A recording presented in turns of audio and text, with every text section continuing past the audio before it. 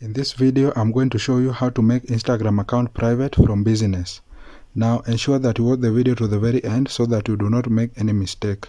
And guys, be sure to like the video and also subscribe to my channel. Thank you guys. Now let's begin. Open Instagram app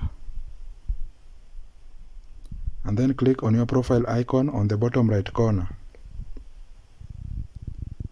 Then click on those three lines on the top right corner and then click on settings and privacy. Then click on business tools and controls. Then click on switch account type. Then click on switch to personal account. Then switch to personal account.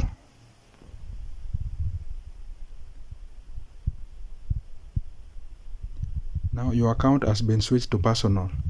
Now scroll down and click on account privacy. Now here is where you can make your Instagram account private from business. Now you just switch on that icon to make it private. Then review followers, you can cancel this one.